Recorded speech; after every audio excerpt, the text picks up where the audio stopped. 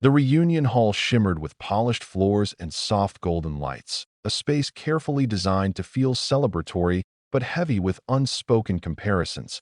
And as she stepped inside, memories rushed at her with unexpected force. Every face she recognized seemed to carry an old version of her name, an echo from a time when dreams were loud and life felt simpler. She adjusted her posture, not to appear stronger, but because she already was, even if no one there knew it yet. Laughter rippled across the room, glasses clinked, and then she heard his voice cutting through the noise with practiced confidence. It was the same voice that had once promised her forever and later used those promises as weapons. He stood near the center, surrounded by people who leaned in as if success itself radiated from him. When his eyes landed on her, his smile sharpened, and she felt the familiar weight of being evaluated, measured, and judged. He began talking louder, making sure his words traveled, joking about how life separated the winners from those who played it safe. Each sentence was carefully crafted, pretending to be humor while aiming directly at her. When he finally turned toward her, he asked, with mock curiosity, how she was doing these days, whether she had found her place, or if she was still searching for direction.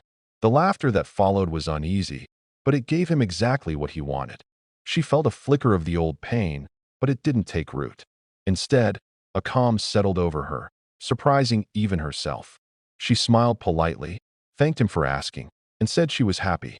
That single word seemed to irritate him more than any argument ever had. He scoffed, stepping closer, lowering his voice just enough to sound intimate while ensuring others could still hear fragments. He reminded her of the years when he believed he had supported her, of how she had once depended on him, implying she owed her past and present to his influence. Around them, conversation slowed as people pretended not to listen, though every ear was tuned toward the tension. She met his gaze steadily, seeing not the man who once dominated her world, but someone desperately trying to prove his worth. He raised his glass again, delivering a final jab about how true success was visible, measurable, and impossible to hide. Applause scattered through the room, hollow and forced, and she felt eyes flick toward her, waiting for a reaction. She offered none. Instead, she nodded once, as if acknowledging something insignificant, and turned away. With each step toward the edge of the room, her confidence grew, not because she had escaped him, but because she had outgrown him. The noise behind her faded into a dull hum as she reached a quieter corner, her reflection briefly catching in the glass, composed, unbroken, and no longer defined by anyone else's cruelty. The cooler air near the balcony wrapped around her as she stepped away from the crowded hall, and for a moment she simply stood there, hands resting lightly on the railing, allowing the distant city lights to steady her thoughts. Inside, laughter and music blended into a muffled echo, but out here, the night felt honest, free of performance. She closed her eyes briefly, remembering how long it had taken to reach this kind of calm. After the divorce, there had been years of rebuilding, nights filled with doubt, mornings where she questioned her own choices, yet every struggle had shaped her into someone resilient and quietly confident. Her phone vibrated in her palm, the screen lighting up with a short message that made her smile despite herself. "I'm here." She typed back that she was outside, adding a simple heart, and slipped the phone away, feeling warmth bloom in her chest. Back inside the hall, her ex-husband noticed her absence and took it as a victory. He laughed louder, gesturing with his glass, telling stories about his achievements, exaggerating numbers, carefully crafting a version of himself that demanded admiration. He joked that some people couldn't handle honesty and preferred to disappear rather than face reality. A few people nodded, others shifted uncomfortably, sensing the bitterness beneath his charm. Then the main doors opened again, and the atmosphere subtly changed. Conversations paused, not abruptly, but with a collective curiosity that spread like a ripple across the room. A man entered quietly, without entourage or announcement, dressed in a tailored suit that spoke of refinement rather than excess. His presence was calm, grounded, the kind that didn't seek attention yet inevitably drew it. The ex-husband barely noticed at first, too absorbed in his own monologue, but whispers began to form, names passed from one person to another, each sounding more incredulous than the last. Someone mentioned companies known worldwide. Another spoke of investments that had reshaped entire industries, and suddenly the laughter felt strained. The man's gaze moved across the room with purpose, ignoring the curious stares, until it settled on the glass doors leading to the balcony. Without hesitation, he walked toward them, passing the ex-husband so closely that their shoulders nearly brushed, though he didn't look at him at all. Outside, she sensed his presence before she saw him, a familiar comfort that felt like home. He smiled when he reached her, his expression softening as he took in her face, asking gently if she was all right. She nodded, the tension she hadn't realized she was holding finally easing. He reached for her hands, grounding her, and she felt the unspoken understanding between them. No explanations needed, no defenses required. Through the glass, several classmates watched, recognition dawning as reality aligned with rumor. Someone whispered, "That's her husband," and another added the word billionaire in disbelief. Inside, the ex-husband's confident posture faltered as he followed their gazes. For the first time that evening, uncertainty crept into his eyes. Outside, unaware or unconcerned with the reaction, the man draped his jacket around her shoulders and asked if she wanted to go back in or leave. She glanced through the glass, seeing the room that had once intimidated her now filled with faces full of surprise and curiosity. She took a breath, lifted her chin, and said she was ready to go back, this time on her own terms. They stepped back into the reunion hall together, and it felt as if the room inhaled all at once, the music softening, conversations thinning into whispers that followed their path.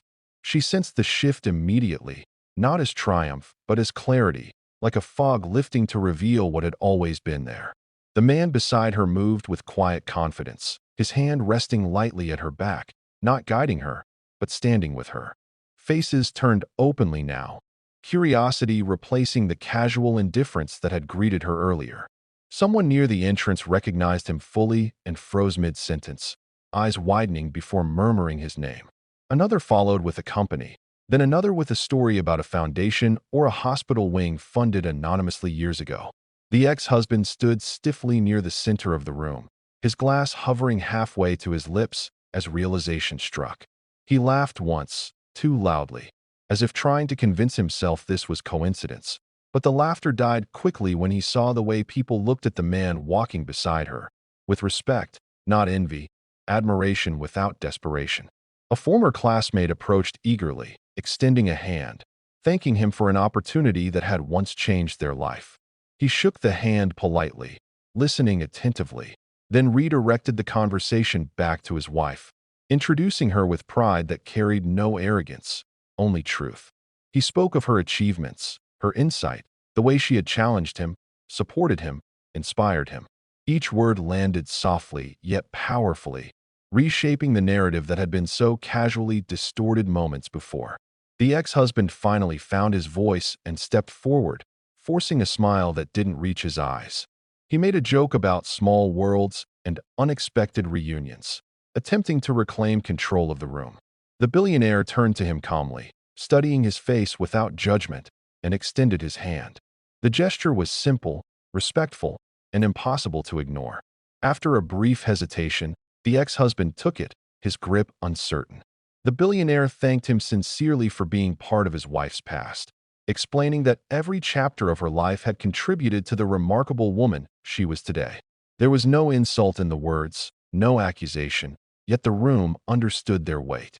Murmurs rippled outward as people processed the grace of the moment, the contrast between quiet confidence and loud insecurity becoming unmistakable. The ex-husband attempted to respond with a boast of his own success, listing achievements that had once impressed others, but his words felt thin now, stripped of their shine. Conversations resumed around them, but the focus had shifted permanently. People approached her with genuine warmth, asking about her life, her passions, listening in ways they hadn't before. She answered comfortably, no longer cautious, no longer guarded. She realized she felt nothing toward her ex-husband. Not anger, not satisfaction, only distance, like a story that no longer belonged to her. He watched as laughter surrounded her, as admiration settled naturally where mockery had once hovered, and something inside him collapsed quietly. The billionaire glanced at her, sensing the moment had reached its end, and asked softly if she wanted to stay or go. She looked around the room, at the familiar faces now rearranged in her memory, and felt a gentle certainty. She smiled, nodded, and took his hand, ready to leave without regret, knowing she had already said everything that mattered without speaking a single harsh word. They walked out of the reunion hall together, and the doors closed behind them with a soft finality that felt symbolic, as if an entire chapter of her life had just been gently but firmly sealed.